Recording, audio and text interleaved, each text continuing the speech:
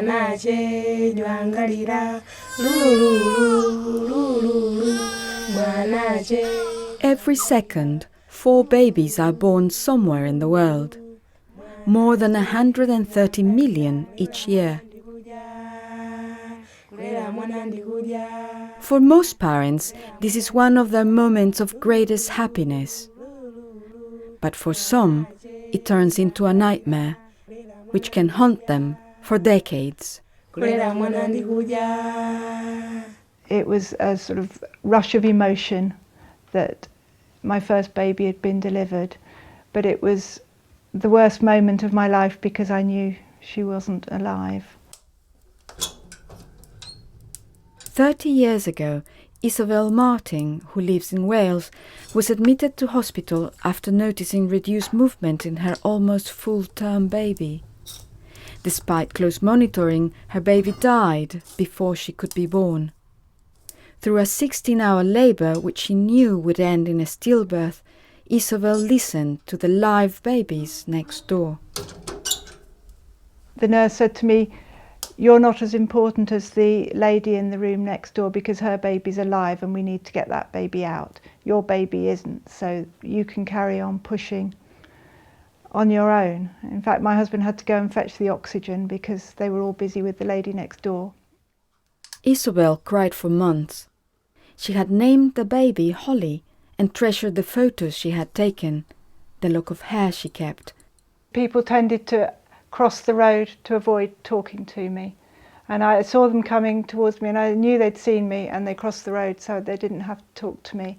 People were frightened of upsetting me, and a lot of my friends who were having babies at the same time, they were worried that I'd want their baby, and so they didn't want to talk to me either. So there was a lot of avoidance. She found herself at odds with a society which did not credit her grief. Have another baby to get over it, she was told on leaving hospital. There was no follow-up to learn the lessons of Holly's death.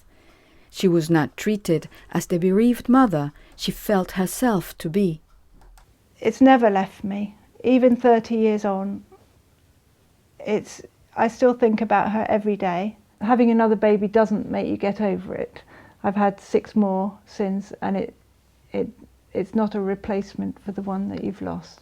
Really, it's something that you get used to rather than get over. So it's not something that goes away. New worldwide research published in a series of articles in the Lancet suggests not enough has changed since Holly's death. The articles, which pulled together the work of researchers in 43 different countries, show that improvement on reducing stillbirths has been very slow. Last year, 2.6 million women went through the same traumatic experience as Isobel, losing babies in the last 3 months of pregnancy. Most were preventable. So one of the great myths about stillbirths is that they're inevitable. They're just meant to be, that they're all due to congenital abnormalities, that there is no medical solutions. And this series clearly shows from data and from evidence that that is a myth. The research shows huge disparities. A woman in parts of sub-Saharan Africa or Pakistan has a 30 times greater risk of having a stillbirth than a woman in Iceland or Finland. 98% of all stillbirths occur in low and middle-income countries. For babies in Africa, labour is the most dangerous time, accounting for half of all deaths, almost all preventable. Most shockingly, there are 1.3 million where the woman goes into labour with a live baby who's kicking, and that baby dies during the time she's in labour. This is something that's extremely rare in high-income countries, but in the highest risk countries it's 250 times more common.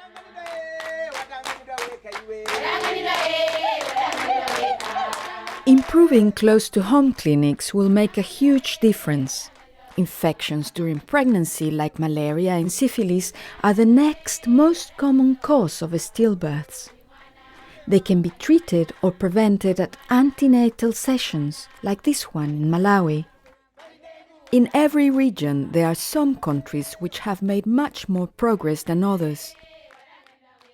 Researchers have ranked countries according to their risk of stillbirths and how much they have been able to reduce this.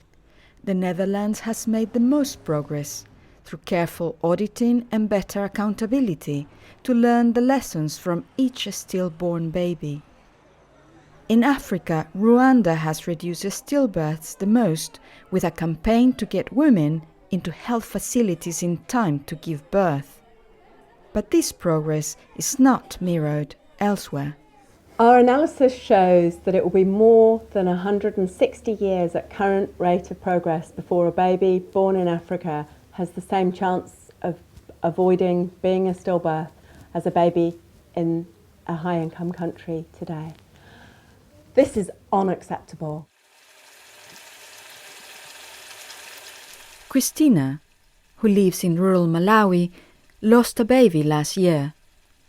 She says when labour started, her husband was out drinking, so she couldn't make the journey to the health centre. The next day, the baby was dead. A year later, Christina is alone with her 5 other children and very sad. My friends are encouraging me to move on with life. They say that someday I will still go to where my child is and meet her. But I am being stigmatized by my own relatives. Because of the stillbirth, I have now divorced. My relatives are laughing at me, saying she wanted to have many children. Now look at her. The stigma, isolation and sense of shame are a common thread that researchers have found across the world. 4.2 million women currently suffer from depression due to stillbirths, often in silence because their grief is not understood by those around them. The day of your baby's birth should be the greatest moment of happiness, but for women who have a stillbirth, it's their greatest moment of tragedy. And this is worsened by the fact that grief is often disenfranchised. Society doesn't recognise that there's been a death, that people don't know how to talk to them, and that even decades later, the echoes of that tragedy are still being felt. I did hear of one lady who was in her 70s and she had a stillborn baby when she was 25, and she's still crying over it even now and said she hadn't moved on. And other people I've spoken to haven't been able to go through it again and haven't had any more children. Researchers say this failure to recognize the full impact of stillbirths is one of the reasons for lack of progress. Since 2000, infant and maternal mortality rates have been halved, so premature newborns like these babies have a much better chance of survival. In the same period, the number of stillbirths has hardly changed. If one of these babies dies, it is counted as a death in global statistics. Stillbirths, on the other hand, are not. In many countries, an infant death will automatically spark an investigation, whereas a stillbirth will not. Preventing a stillbirth has attracted far less resources. Once the baby comes out, medicine society has paid a lot of attention to saying, what do we do for these babies, even if they're very preterm? How can we improve our medicine? How can we improve our technology? But in many ways, even in high-income countries, we haven't paid enough attention to that baby in utero. We can't see that the baby's in trouble. Sometimes we don't listen to the woman and her story about that. We haven't put enough innovation into what to do to address that. Isobel's daughter, Holly, died because there were problems with the placenta, so she was insufficiently nourished. It is a problem which accounts for a significant proportion of stillbirths in high-income countries. Today, Isobel runs a charity to raise money for research. Studies are trying to find the best ways of identifying the women most at risk and knowing when it is beneficial to deliver the baby early. Isobel believes this should be possible. Based on her own experience, she says mothers can sometimes tell. During one of her pregnancies, Isobel started to notice the same signs as with Holly. The baby's movements slowed down. This time, she knew what to do. When it started happening again, my sister and I went to the hospital, and we harassed this poor doctor until she said she'd deliver the baby. And I wasn't going to leave that room until she said she'd get the baby out. And she did get the baby out, and the baby was very small, and the placenta was just about to give up. So if I hadn't have known the possibility of stillbirth and would be prepared to go and make a fuss, I would have lost another baby. And she was delivered, and she was fine. As she came out, she was completely fine. A